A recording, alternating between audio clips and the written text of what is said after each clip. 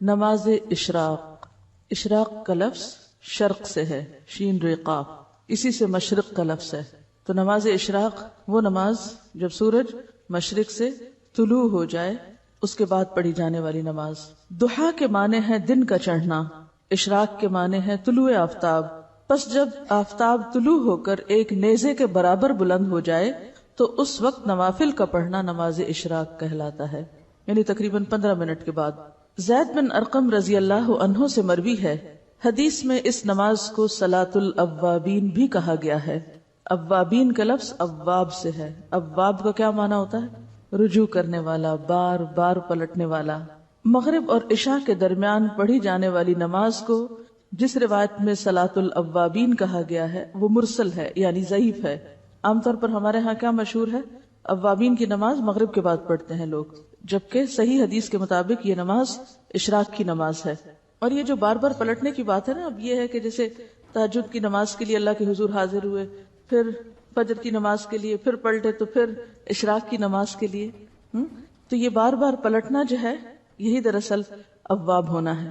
حضرت ابو ذر رضی اللہ عنہ سے روایت ہے کہ رسول اللہ صلی اللہ علیہ وسلم نے فرمایا، یصبح علی کل سلامہ من احدکم صدقہ فکل تسبیحۃ صدقۃ وکل تحمیدۃ صدقہ وکل تہلیلۃ صدقہ وکل تکبیرۃ صدقہ وامر بالمعروف صدقہ ونہی عن المنکر صدقہ ویجزئ من ذلک رکعتان یرکعہما من الضحیٰ. ہر آدمی پر لازم ہے کہ اپنے جسم کے ہر بند کے بدلے، یعنی ہر جوڑ کے بدلے صدقہ خیرات کرے. بس ہر تسبیح صدقہ ہے، یعنی سبحان اللہ پڑھنا. ہر تحمید یعنی الحمدللہ کہنا صدقہ ہے. ہر تحلیل یعنی لا الہ الا اللہ کہنا صدقہ ہے. ہر تکبیر یعنی اللہ اکبر کہنا صدقہ ہے. امر بالمعروف صدقہ ہے اور نہی عن المنکر بھی صدقہ ہے. اور ان سب چیزوں سے ضحیٰ کی 2 رکعتیں کفایت کرتی ہیں. یعنی اگر یہ باقی کام آپ نہ کر سکے کسی مجبوری سے تو آپ یہ 2 رکعتیں پڑھ لیں تو گویا آپ نے اپنے دن کا صدقہ دے دیا. اور اگر کوئی شخص یہ 2 رکعتیں بھی پڑھے اور اس کے ساتھ ساتھ باقی کام بھی کرے تو لازمی طور پر وہ دوسروں سے آگے ہوگا. عام طور پر جب اس طرح کی حدیثیں ہم پڑھتے ہیں تو ہم سوچتے ہیں چلو ٹھیک ہے، باقی تو چھوڑو، چھٹی یہ کر لیتے ہیں، شارٹ کٹ ڈھونڈ کے بس صرف ایک چھوٹا کام کرنے کے لیے تیار ہوتے ہیں. جبکہ صحابہ کرام کی عادت کیا تھی، وہ کیا کیا کرتے تھے؟ اس حدیث کو یاد کریں جس میں آپ صلی اللہ علیہ وسلم کے پاس لوگ آئے اور کہنے لگے، یا رسول اللہ، مالدار لوگ تو آگے نکل گئے، اور پھر انہوں نے کچھ تسبیحات سیکھی اور وہ ادا کرنے لگے. پھر وہ مالدار لوگوں کو بھی پتہ چل گیا. انہوں نے یہ نہیں سوچا مالدار لوگوں نے کہ ٹھیک ہے ہم صدقہ خیرات کرتے ہیں تو اب ہمیں اور تسبیح پڑھنے کی یا کچھ اور کرنے کی کیا ضرورت ہے. وہ صدقہ خیرات کے ساتھ ساتھ تسبیح بھی کرنے لگ گئے. تو اس حدیث کا مطلب یہ نہیں ہے کہ ہم تسبیح چھوڑ دیں اور امر بالمعروف اور نہی عن المنکر چھوڑ دیں اور صرف یہ 2 رکعتیں پڑھ کے مطمئن ہو جائیں. یہ بات کہنے کا مطلب یہ ہے کہ ان 2 رکعتوں کا ادا کرنا اتنا اجر و ثواب کا باعث ہے کہ گویا ان ساری نیکیوں کو کر لینا ہے. لیکن وہ نیکیاں اپنی جگہ باقی ہیں، وہ الگ سے کریں گے تو وہ اصل شکل میں ہوگی.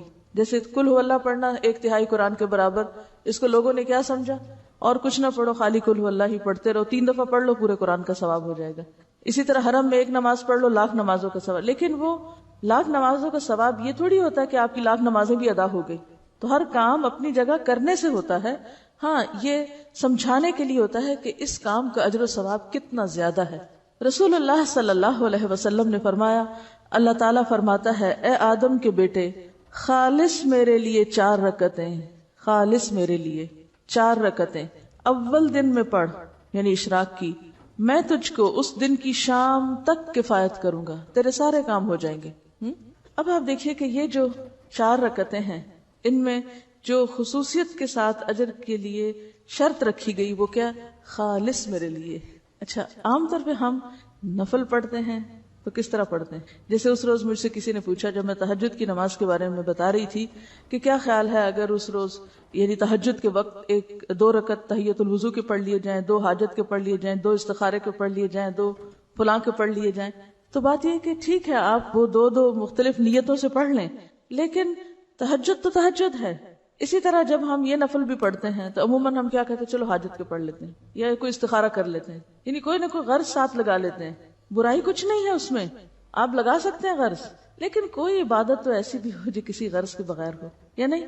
ہاں اپنی ساری غرضیں اللہ کے سپرد کر دینا اور خالص اس کے ہو جائے، پھر وہ آپ کی ہر چیز کے لیے کافی ہو جائے گا. اصل میں ہمارا ذہن یہ ہوتا ہے کہ جیسے مختلف چیزیں ہمارے ہاتھ میں نا، ہم یہ کر کے یہ کروائیں اللہ تعالیٰ سے، یہ پڑھ کے یہ کروائیں، اس چیز سے یہ مسئلہ حل کرائیں.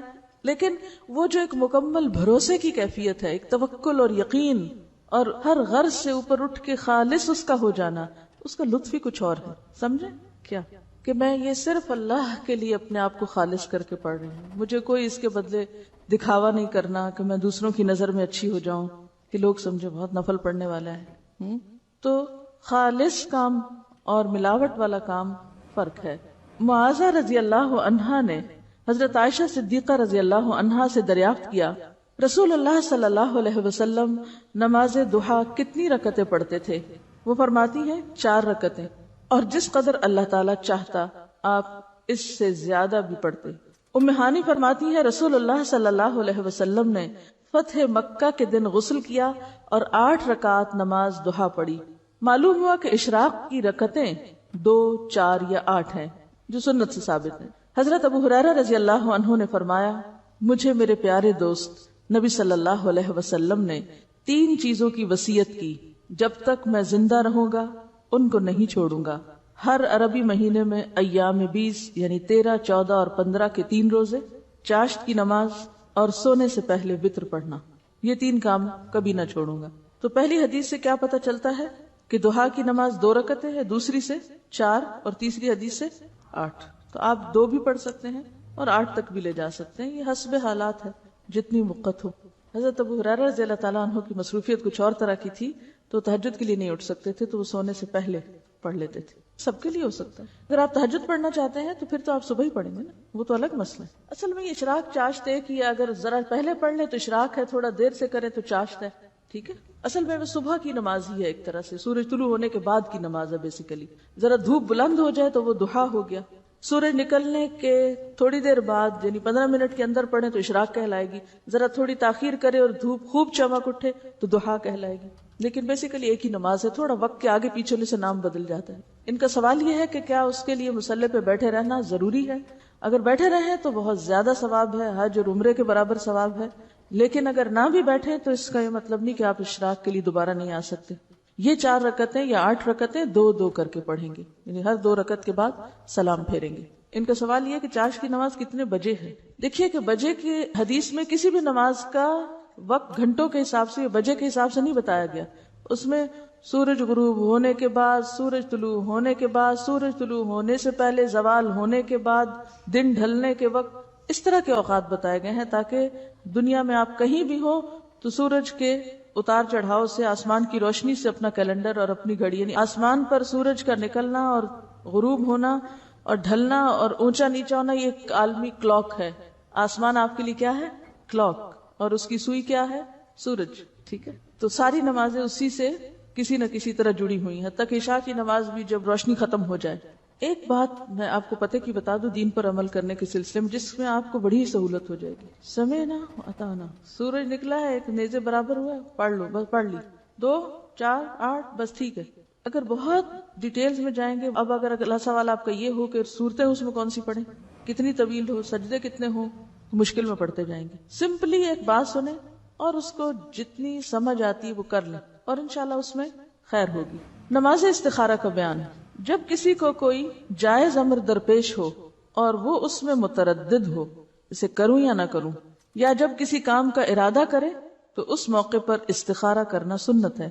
اس کی صورت یہ ہے کہ 2 رکعت نفل خشوع و خضوع اور حضور قلب سے پڑھے، رکوع و سجود اور قومہ و جلسہ بڑے اطمینان سے کرے، پھر فارغ ہو کر یہ دعا پڑھے: اللہم انی استخیرک بعلمک واستقدرک بقدرتک واسألک من فضلک العظیم فإنک تقدر ولا اقدر وتعلم ولا اعلم وانت علام الغیوب.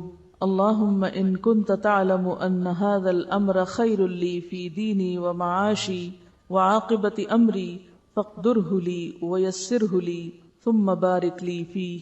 وإن كنت تعلم أن هذا الأمر شر لي في ديني ومعاشي وعاقبة أمري فاصرفه عني واصرفني عنه واقدر لي الخير حيث كان ثم ردني به.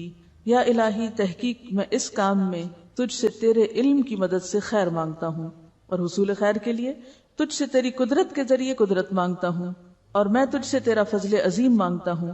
بے شک تو ہر چیز پر قادر ہے اور میں کسی چیز پہ قادر نہیں، تو ہر کام کے انجام کو جانتا ہے اور میں کچھ نہیں جانتا، اور تو تمام غیبوں کا جاننے والا ہے۔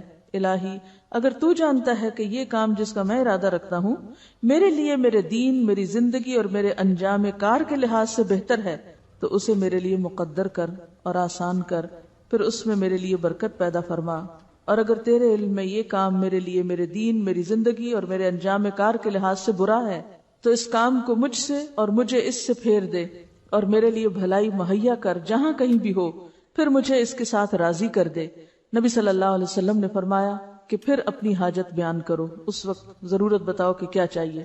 جب آپ یہ مسنون استخارہ کر کے کوئی کام کریں گے تو اللہ تعالیٰ اپنے فضل سے ضرور اس میں بہتری کی صورت پیدا کرے گا اور برائی سے بچائے گا۔ استخارہ رات یا دن کی جس گھڑی میں بھی آپ چاہیں کر سکتے ہیں سوائے اوقات مکروہہ کے۔ استخارہ کا لفظی معنی ہوتا ہے خیر مانگنا، خیر کی طلب، یعنی اللہ تعالیٰ سے کسی معاملے میں بھلائی چاہنا، بھلائی کی دعا، یعنی ایک طرح سے حاجت کی دعا ہے یہ، ٹھیک ہے؟ اپنی حاجت اللہ تعالیٰ کے سامنے رکھ کے یہ مانگنا کہ یا اللہ اگر یہ درست ہے تو آپ اس کو کر دیں، اور اگر یہ درست نہیں کام میرے لیے تو آپ مجھے اس سے پھیر دیں، اور جہاں خیر ہے وہاں مجھے لے جائیں، ٹھیک ہے؟ ایک بات تو یہ ہے۔ دوسری بات یہ کہ آپ صلی اللہ علیہ وسلم صحابہ کرام کو استخارے کی دعا اسی طرح سکھاتے تھے جیسے کوئی سورت سکھائی جاتی ہے۔ تیسری بات یہ کہ حدیث میں آتا ہے ما خاب من استخارہ، وہ شخص نامراد نہ ہوا جس نے استخارہ کیا۔ چوتھی بات یہ ہے کہ جن کاموں کا شریعت نے حکم دیا ہے اور جن کا ثواب یا جن کا فائدہ بالکل واضح ہے ان میں استخارے کی ضرورت نہیں ہوتی۔ مثلا آپ یہ استخارہ نہیں کریں گے کہ میں آج روزہ رکھوں یا نہ رکھوں، نماز پڑھوں کہ نہ پڑھوں، حج کروں کہ نہ کروں، زکوٰۃ دوں کہ نہ دوں، اس میں نہیں استخارہ ہوگا۔ کیوں؟ استخارہ اس کام میں ہوتا ہے جس میں آپ متردد ہوں، جس کام کا آپ کو حکم مل چکا ہو وہاں استخارہ نہیں کیا جاتا۔ اس کے ساتھ ساتھ ایک اور اہم بات یہ بھی یاد رہے کہ بعض لوگ خود استخارہ کرنے کی بجائے دوسروں سے کرواتے ہیں، اور یہ روش ایک وبا کی شکل اختیار کر گئی جس نے جگہ جگہ دوسروں کے لیے استخارہ کرنے والے اسپیشلسٹ پیدا کر دیے، حالانکہ اپنے لیے خود استخارہ کرنے کی بجائے کسی اور سے استخارہ کروانا خلاف سنت ہی نہیں، کاہن اور نجومی کی تصدیق کرنے کے مترادف ہے، اور یہ انتہائی غلط بات ہے، خصوصاً جبکہ استخارہ کروانے والا استخارہ کرواتا ہی اس نیت سے ہے کہ مجھے ان بزرگوں سے کوئی پکی خبر یا واضح مشاہدہ ملے گا جسے بعد میں وہ من و ان سچا جان کر کسی کام کے کرنے یا نہ کرنے کا فیصلہ کرتا ہے۔ حالانکہ استخارے کے لیے نہ تو یہ لازمی ہے کہ سونے سے پہلے کیا جائے، نہ یہ لازم ہے کہ خواب میں کوئی اشارہ ہو۔ سیدھی سی بات ہے، ضرورت مند وقتاً فوقتاً استخارہ کرتا رہے حتیٰ کہ اللہ تعالیٰ اس کا سینہ کھول دے۔ مزید تسلی چاہتا ہے تو کسی اچھے شخص سے مشورہ کر لے، پھر جو کام کرے گا اللہ تعالیٰ اس میں بہتری کی صورت پیدا کر دے گا۔ تو استخارہ ایک طرح سے اللہ تعالیٰ سے مشورہ بھی ہے، حاجت کی دعا بھی ہے، یہ کسی سے کروانے والا کام نہیں۔ اور اگر کوئی یہ کہ میں نے تمہارے لیے کیا اور میں نے یہ خواب دیکھا ہے اور تم یہ کام اب کر لو، تو یہ ایسے ہی جیسے کوئی نجومی آپ کو خبر دے رہا ہو کہ یہ کام تمہارے حق میں بہتر ہے یا نہیں، یا کوئی حساب کتاب لگانے والا آپ کو لگا کے بتائے کہ ہاں یہ کاروبار آپ کریں یا اس میں فائدہ ہوگا یا نہیں ہوگا، تو یہ کوئی معمولی بات نہیں ہے۔ استخارے کو بہت مس یوز کیا جا رہا ہے اور بہت غلط جگہ استعمال کیا جا رہا ہے اور غلط معنوں میں استعمال کیا جا رہا ہے، اس سب سے بچنے کی ضرورت ہے۔ دین کے معاملات میں جیسے مختلف علماء کی آراء ہیں تو اس میں استخارے کی ضرورت نہیں ہے، اس لیے کہ کہیں سنت سے یہ ثابت نہیں، نہ صحابہ کرام کے طریقے سے کہ انہوں نے بعد میں جب اختلاف کیا تو اس اختلاف کو جاننے کے لیے استخارہ شروع کر دیا۔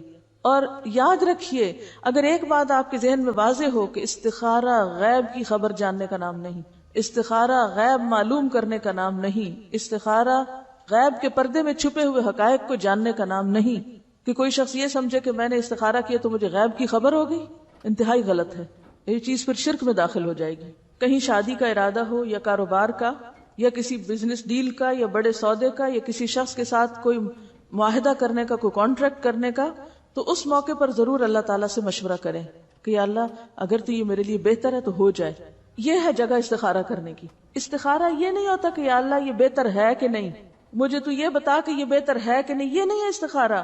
استخارہ یہ کہ یا اللہ اگر یہ بہتر ہے تو کر دے اور اگر نہیں تو پھیر دے۔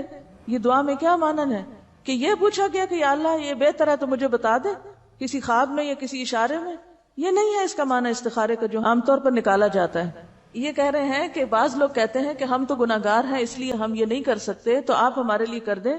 تو ہماری ایسے گناہگاروں سے درخواست ہے کہ اگر انہوں نے اعتراف کر ہی لیا ہے گناہ کا، تو کون سی چیز ان کو توبہ سے روکے ہوئے؟ فوراً توبہ کریں اور فوراً اللہ کے حضور جھک جائیں اور یہ نماز پڑھیں. پہلے توبہ کی پڑھ لیں اور پھر استخارہ کی پڑھ لیں.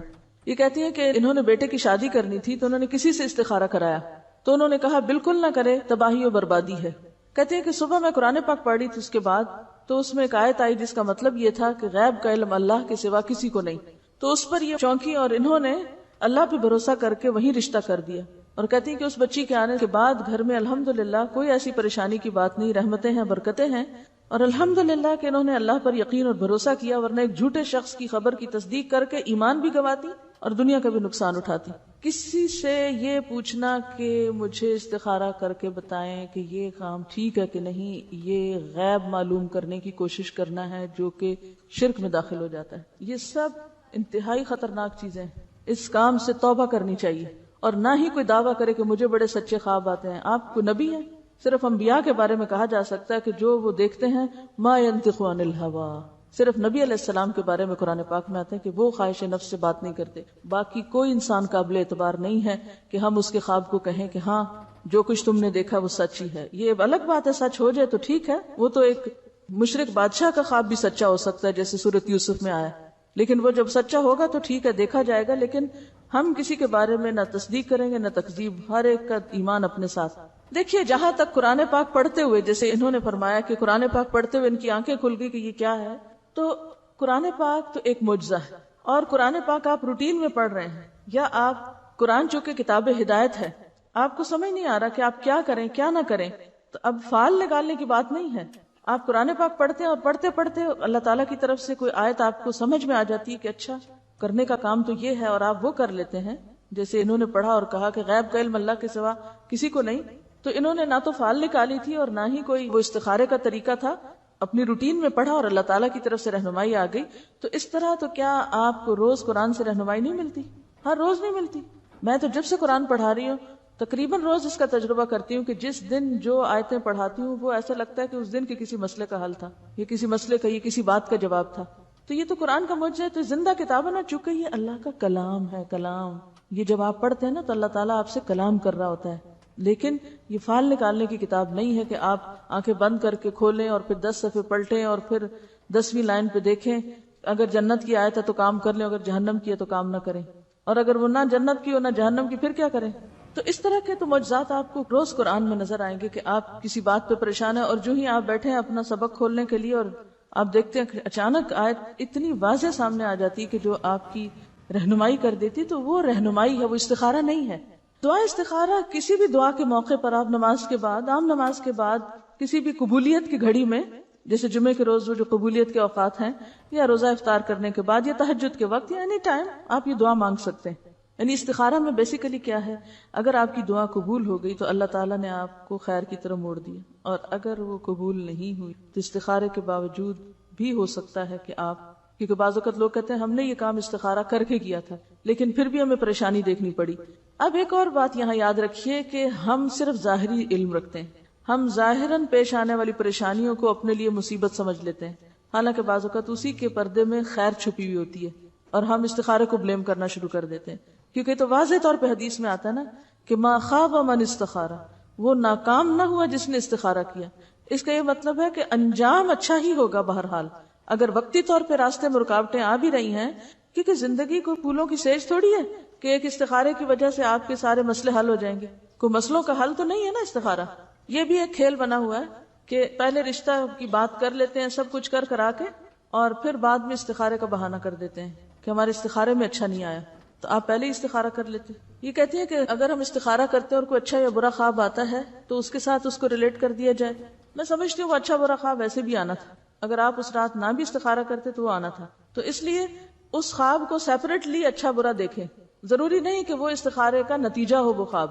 اصل میں یہ جو ہمارے اندر شیطان کا جو وار ہے یہ بڑا ہی گہرا وار ہے کہ کسی نہ کسی طرح انسان کے اعمال ضائع کرواؤ، اس کو یہ خوش فہمی دلا کے کہ تم غیب جانتے ہو اور تمہیں تو سب پتہ چل جاتا ہے اور پردے کے پیچھے کی چیزیں بھی تمہیں معلوم ہوتی ہیں. ہمیں شیطان کے اس وسوسے اور دھوکے سے باہر آنے کی ضرورت ہے. بعض اوقات اتفاق ہو جاتا ہے، کوانسیڈنس، اتفاق ہو جاتا ہے کہ ادھر آپ نے استخارہ کیا، ادھر کوئی ایسا خواب آ گیا، ادھر استخارہ کیا، ادھر کوئی شخص آپ کو رستے میں مل گیا، تو اسے اللہ کی مدد سمجھے. لیکن یہ ضروری نہیں ہے کہ خواب ضرور آئے، کیونکہ بعض لوگ کہتے ہیں ہمیں خواب ہی نہیں آ رہا، اب کیا کریں، پھر دوبارہ آ جاتے ہیں پریشان ہو کر. کسی حدیث میں یہ نہیں آیا کہ اگر ایک دفعہ استخارہ کرنے سے خواب نہ آئے تو پھر دوسرے دن پھر کرو اور تیسرے دن اور 7 دن کرو. یہ کہاں لکھا ہوا ہے کہ اتنی دفعہ کرتے چلے جاؤ؟ بس کیا، 2 نفل پڑھے، دعا کی، بات ختم. اگر آپ ویسے نفل پڑھ کے دعا کرنا چاہتے ہیں کرتے رہیں، کوئی فرض کے درجے میں نہیں ہے. بہرحال یہ نفل نمازوں کی بات ہو رہی ہے، ٹھیک ہے. یہ کہتے ہیں کہ لوگوں کو آج کل ٹی وی پہ گمراہ کیا جا رہا ہے، وہ کیوں نہ کریں، وہ محنت کر رہے ہیں. آپ سو رہے ہیں، جن کے پاس اچھے نظریات ہیں، صحیح علم ہے، وہ تو عافیت کی زندگی گزار رہے ہیں. ہمیں پتہ چل گیا، خوش ہیں، ہمارے لیے کافی ہے. عوام جو کر رہے ہیں وہ انتہائی غلط کر رہے ہیں، اور فلاں بھی برا کر رہا ہے، اور فلاں. یہ تبصرہ کر کے پھر ہم اطمینان سے بیٹھ جاتے ہیں. ہم میں سے کتنے لوگوں نے کوشش کی کہ ہم ایک غلط چیز کی جگہ ایک صحیح چیز لے آئیں؟ کیا ایسا کرنا محض آرزو اور تمناؤں سے ہو جاتا ہے؟ اگر آپ چاہتے ہیں کہ ٹیلی ویژن پر ایک خرابی ختم کی جائے، اس کا حل کیا ہے؟ ایک جلوس نکالیں، اخبار میں ایک بیان دیں، شور مچائیں، اپنی مجلسوں میں بیٹھ کے ان کو برا بھلا کہا کریں، مسئلہ حل ہو جائے گا. کیا کرنا ہوگا بتائیے مجھے، کیا کرنا ہوگا؟ اس سے بہتر پروگرام تیار کر کے دینا ہوگا، اس سے بہتر پروگرام تیار کر کے دینا ہوگا. ایک پروگرام کی تیاری میں کتنا وقت لگتا ہے پتہ ہے آپ کو؟ کتنی محنت کرنی پڑتی، کتنے اس میں فنڈز چاہیے ہوتے ہیں، کتنے وسائل چاہیے ہوتے ہیں، کتنا خون جلانا پڑتا ہے. جو لوگ یہ پروگرام تیار کرتے ہیں، کبھی جا کے ان سے ملاقات کیجئے اور پتہ کیجئے کہ ان کی زندگی کیا زندگی ہے. وہ رات رات بھر کام کرتے ہیں. بعض اوقات ہم رات رات بھر سوتے ہیں اور سویرے اٹھ کے تبصرے فرماتے ہیں اخبار پڑھ کے، یہ بھی برا اور وہ بھی برا. یہ تو حل نہیں ہے مسائل کا. آپ دیکھیے کہ نبی صلی اللہ علیہ وسلم شعر سنتے بھی تھے، شاعر کو انعام بھی دیتے تھے. جب حج ہوتی تھی، حسان بن ثابت کو خود کہتے تھے جواب دو، اور دعا کرتے تھے ان کے لیے، اللہم ایدہ بروح القدس. اور پھر مسجد نبوی میں سنے جاتے تھے شعر. عربوں میں کوئی بات اگر جزیرۃ العرب میں عام کرنی ہوتی تھی تو شاعر کی زبان سے کہلوا کے عام کر دی جاتی تھی، پھر وہ بندے بندے تک پہنچ جاتی تھی. شعر و شاعری اس دور کی صحافت تھی، میڈیا تھا. آپ نے اس کو کنڈیم نہیں کیا، یہ ضرور کہا کہ خراب شعر جو ہیں ان کا کیا نقصان ہے، کہ ایک شخص اپنے پیٹ کو پیپ سے بھر لے، سے بہتر ہے کہ وہ ایسے غلط شعر جو ہیں ان کو یاد رکھے. ٹی وی کیا ہے؟ ایک آلہ ہے. آپ چاہیں تو اس کو اچھی طرح استعمال کر لیں، چاہیں تو اس کو جیسے ہو رہا ہے پھر چھوڑ دیں. ہمارے ٹی وی بند کرنے سے، چلو ہم اپنے گھر میں تو بند کر لیں گے، ٹھیک ہے، ایک حل ہم نے اپنے لیے سوچ لیا، یا خریدیں گے نہیں، یا نکال کے باہر ڈال دیں گے. کیا معاشرے کا مسئلہ حل ہو جائے گا؟ جب تک آپ اس پر کوئی بہتر چیز نہیں دیں گے. لیکن اس طرف ہماری توجہ ہی نہیں. ان کا کہنا یہ ہے کہ بعض لوگوں کو یہ شکایت ہوتی ہے کہ ہم نے استخارہ بھی کیا اور کام غلط ہو گیا. تو اس کی کیا وجہ؟ اس کی بنیادی وجہ یہ کہ انہوں نے استخارے کا مطلب ہی نہیں جانا. وہ استخارے کا اصل مفہوم اور روح ہی نہیں جانتے. وہ استخارے کو ایک من مانی چیز بنائے ہوئے ہیں، جب مرضی کے خلاف کچھ ہو جاتا ہے تو پھر استخارے کو بلیم کرتے ہیں. چلیے آگے چلتے ہیں.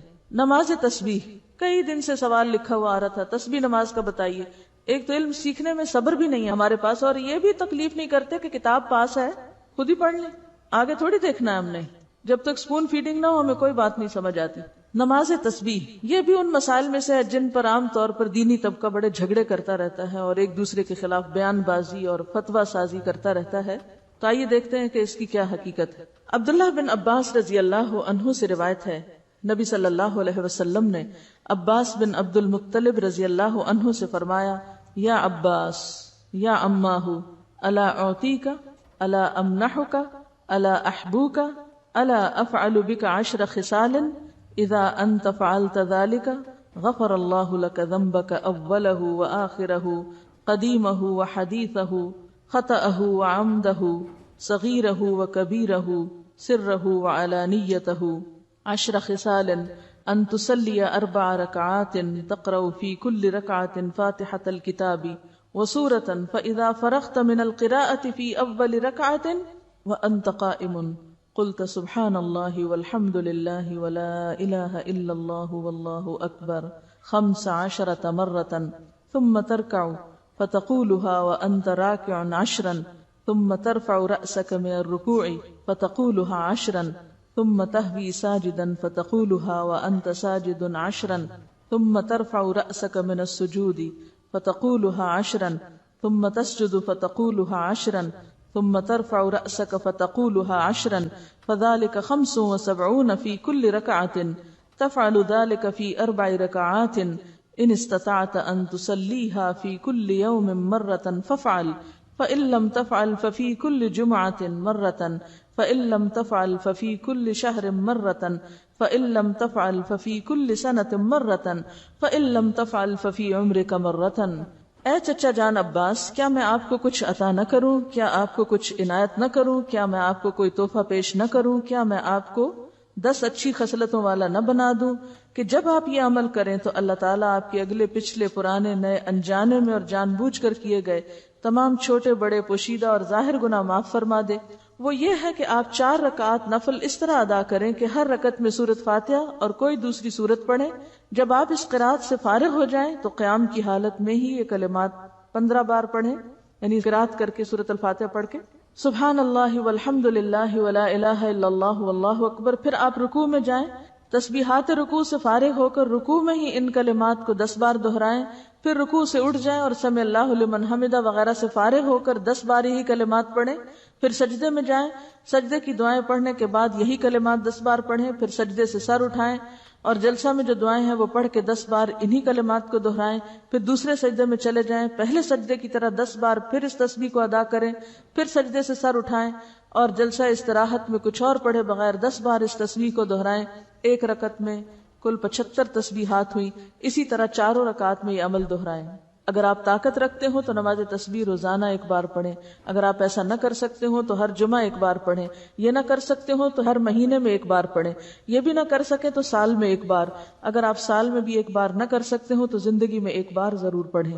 حافظ ابن حجر رحمۃ اللہ علیہ فرماتے ہیں کہ یہ حدیث کثرت طرق کی بنا پر حسن درجے کی ہے، یعنی نماز تسبیح کی حدیث جو ہے اس کے بہت سے طرق ہیں، یعنی بہت سی چینز ہیں، اس لیے یہ حسن درجے کی ہے۔ شیخ البانی فرماتے ہیں کہ امام حاکم اور حافظ ذہبی نے اس حدیث کی تقویت کی طرف اشارہ کیا ہے اور یہ حق ہے، یعنی البانی کے نزدیک بھی یہ بات درست ہے کیونکہ اس کے بہت سے طرق ہیں۔ علامہ مبارک پوری شیخ احمد شاکر نے بھی اسے حسن کہا ہے، جبکہ خطیب بغدادی، نووی، ابن صلاح نے اسے صحیح کہا ہے۔ بعض اوقات صحیح لغیر ہی ہوتی ہے، یعنی ایک چین میں اگر ایک چیز کی کمی تو دوسری میں وہ نہیں، تو ایک کی کمی دوسرے نے پوری کر دی تو وہ حسن کس درجے پہ آ گئی؟ صحیح کے، لیکن وہ صحیح لذاتی ہی نہیں بلکہ لغیر ہی ہے، یعنی خود سے صحیح نہیں تھی بلکہ دوسری چین نے اس کو صحیح بنا دیا۔ نماز تسبیح میں تسبیحات تشہد میں التحیات سے پہلے پڑھیں بخلاف دوسرے ارکان کے، ٹھیک ہے؟ باقی تو یہ نا سورۃ فاتحہ وغیرہ پڑھ کے تلاوت کر کے پھر تسبیح پڑھیں، اسی طرح سجدے کی تسبیح پڑھ کے پھر یہ تسبیحات پڑھیں، سمع اللہ لمن حمدہ کہہ کے پھر تسبیحات پڑھیں، سجدے کی تسبیح پڑھ کے پھر یہ تسبیحات پڑھیں، اسی طرح دوسرے سجدے سے اٹھ کے پڑھ کے پھر اٹھیں۔ لیکن تشہد میں آپ کیسے پڑھیں؟ تشہد سے پہلے بخلاف دوسرے ارکان کے۔ نماز تسبیح کے بعد پڑھی جانے والی دعا کی سند سخت ضعیف ہے، معلوم نہیں وہ کون سی دعا ہے، میرے علم میں تو نہیں، بہرحال جو بھی لوگ کو خاص دعا پڑھتے ہیں وہ ضعیف ہے۔ اس کے راوی عبد القدوس بن حبیب کو حافظ ہیثمی نے متروک اور عبداللہ بن مبارک نے کذاب کہا ہے۔ یاد رہے کہ اس حدیث شریف میں نماز تسبیح کو باجماعت ادا کرنے کا ذکر نہیں ہے، صرف انفرادی عمل کے طور پر نبی صلی اللہ علیہ وسلم نے اپنے چچا جان کو اس کی ترغیب دی ہے۔ لہٰذا جو مسلمان نماز تسبیح ادا کرنا چاہے اسے چاہیے کہ پہلے نماز تسبیح کا طریقہ سیکھے، پھر اسے تنہائی میں اکیلا پڑھے۔ یہ رویہ بھی انتہائی مہلک ہے کہ بندہ فرض نمازوں پہ تو توجہ نہ دے مگر نماز تسبیح ادا کرنے کے لیے ہمہ وقت بے تاب رہے۔ لہٰذا فرض نمازوں کے تارک کو پہلے سچی توبہ کرنی چاہیے، پھر وہ نماز تسبیح پڑھے تو اسے یقیناً فائدہ ہوگا، کیونکہ فرض قضا کر کے نفل پڑھنے میں فائدہ نہیں ہوتا۔ نفل اس وقت فائدہ مند ہوتے ہیں جب آپ فرض بھی پڑھ رہے ہو، تو بہت سے لوگ فرض تو پڑھتے نہیں اور کبھی کبھی صلاۃ التسبیح پڑھ کے سمجھتے ہیں کہ سارے فرض ان کے ادا ہو گئے، جبکہ ایسا نہیں، فرض اپنی جگہ فرض ہے، ٹھیک ہے؟ کسی نے مجھ سے اس پہ بات کی کہ آپ کیوں اجازت دیتی ہیں لوگوں کو تسبیح نماز پڑھنے کی، تو اس میں میں نے ان سے کہا کہ حدیث کے اس طرح روایات یعنی چین موجود ہیں، اور میں نے کچھ درخل 10 12 13 سال پہلے ان روایتوں کو بھی جمع کیا تھا۔ یہ جو ابو داؤد کی روایت ہے نا، تو ابو داؤد کی ایک شرح ہے اون المعبود، تو یہ جو شروحات ہوتی ہے نا حدیث کی کتابیں، جیسے بخاری کی فتح الباری ہے، تو جب آپ کسی حدیث کی شرح وہاں پڑھتے ہیں تو اس میں آپ کو دوسرے طرق بھی مل جاتے ہیں، یعنی آپ کو اور چینز بھی مل جائیں گی کہ یہ حدیث ان الفاظ کے ساتھ فلاں نے روایت کی، اس کے ساتھ فلاں نے کی، تو اون المعبود میں اس کی جو باقی چینز تھی وہ موجود تھی۔ وہ میں نے اپنی ڈائری پر ایک نوٹ کر لی، جب کبھی مجھ سے کوئی سوال کرتا تو بتا دیتی. تو مجھ سے کسی نے حجت کی، ٹھیک ہے آپ نے حضرت عباس کو بتائی تھی، خود تو نہیں پڑھی تھی، مجھے یہ بتائیے کہ کیا آپ کا بتانا کافی نہیں؟ یہ کوئی دلیل ہے؟ دوسری بات یہ کہ بعض اوقات جماعت سے بھی لوگوں نے پڑھی، اور جن پڑھانے والوں میں میں خود بھی شامل تھی، اگرچہ اب میں اس کو بہت عرصے سے بالکل ترک کر چکی ہوں، کیونکہ افضل یہی ہے کہ جماعت سے یہ چونکہ نہیں پڑھنے کو کہا گیا تو نہ پڑھی جائے. اگرچہ کئی نفل نمازیں جماعت سے بھی پڑھی جاتی ہیں، جس میں نماز تراویح بھی ہے اور کچھ اور، لیکن اس کے باوجود کہ جماعت سے اس کا بہت اہتمام کرنا جو ہے ایک نئی بدعت کو رواج دینے کے مترادف ہو جائے، کیونکہ لوگ اس میں پھر خود نہیں گن سکتے، نہیں پڑھ سکتے، تو بعض اوقات وہ آسانی سمجھتے کہ چلو، اور بعض لمبی نماز اکیلے پڑھنے مشکل ہوتی، سب کے ساتھ مل کے پڑھنے. تو اس کے لیے بھی جس کو سامنے رکھ کے میں عمل کرتی تھی وہ یہ کہ نفل نماز چونکہ جماعت سے پڑھی گئی ہے، اور یہ بھی ایک نفل نماز ہے، تو کوئی حرج نہیں اگر کوئی جماعت سے بھی پڑھ رہا ہے، لیکن پھر بھی بہتر یہی ہے کہ آپ الگ پڑھیں، اور کم از کم مجھ جیسے لوگ اس چیز کو اتنی ہوا نہ دیں. جب تک اس بات کا مجھے نہیں علم تھا کہ زیادہ پسندیدہ یہ ہے، اس وقت تک میں خود اس کو جماعت سے پڑھاتی بھی رہی ہوں اور پڑھتی بھی رہی ہوں. تو افضل کیا ہے؟ اکیلے پڑھیں. لیکن ایک بات یاد رکھیں، بعض اوقات لوگ صرف نماز تسبیح پڑھنے کے بہانے آ جاتے ہیں اور پھر آپ ان کو جو چاہیں سکھا لیں. مجھے اچھی طرح یاد ہے کہ جب میں نے تبلیغ کا عام کام شروع کیا تو ابتدا میں ہم نماز تسبیح کی دعوت دیتے تھے. کہتی ہوں کہاں سے لوگ آ جاتے تھے، آپ سوچ ہی نہیں سکتے. اور جب وہ آ جاتے تھے میں ان کو بٹھاتی تھی، میں کہتی تھی یہ نفل ہے، پہلے فرض پورا کرو. وہ کہتے تھے کیا؟ ہم کہتی تھی علم حاصل کرنا فرض ہے، پہلے درس کریں گے پھر تسبیح پڑھیں گے. اور اس طرح الحمدللہ اس علم کے شوق میں پھر بہت سی اچھی باتیں انہیں سکھائیں. کرتے کرتے لوگوں کو نماز تسبیح تو بھول گئی اور درس یاد ہو گئے. سیکھنے سکھانے کا سلسلہ. تو اس میں یہ ہے کہ بہرحال پھر بھی میں یہ کہوں گی کہ نفل نماز کی چونکہ جماعت سے پڑھنے کی رخصت موجود ہے، تو کبھی اگر کسی نے ایسا کر لیا تو ہم اس کو حرام یا بدعت یا ایسا نہیں قرار دیں گے. جس چیز کی ایک گنجائش کہیں موجود ہے تو کبھی دین کے فائدے میں اسے کر بھی لیا جائے تو وہ کفر میں شامل نہیں ہو جاتا. یا تو یہ نا بالکل ہی دلیل نہ ہو کہ نفل نماز کی جماعت کی دلیل ہے ہی نہیں، پھر تو غلط ہے. لیکن اگر دلیل ہے، جیسے اطمان بن مالک کی روایت میں آتا ہے، انہوں نے اپنے گھر کے ایک حصے کو مسجد بنانا چاہا تو آپ کو دعوت دی، آپ تشریف لائے، سب لوگ اکٹھے ہوئے، تو آپ نے فرض نماز کے علاوہ ایک وقت میں نفل وہاں باجماعت پڑھائے. اسی طرح حضرت انس کے گھر گئے کہ آپ حضرت انس آگے تھے، پھر وہ پیچھے خاتون تھی. مسلم کی روایت میں آتا ہے فصلی بنا فی غیر صلاۃ الفریضۃ، یا کچھ ایسا لفظ ہے کہ ہمیں آپ نے فرض نماز کے علاوہ وقت میں نفل نماز جو تھے جماعت سے پڑھائے. تو اکا دکا اگر مثالیں ملتی ہیں تو کبھی اکا دکا دفعہ اگر آپ ایسا بھی کر لیں تو گناہ میں شامل نہیں ہوگا. ہاں یہ ضرور خیال کریں کہ نوافل فرائض پر نہ چھا جائیں، کہ لوگ فرض بھول جائیں اور نفل کی طرف چل پڑیں، بلکہ نفل کے لیے آئیں تو ان کو فرض یاد دلائیں. وآخر دعوانا ان الحمد للہ رب العالمین.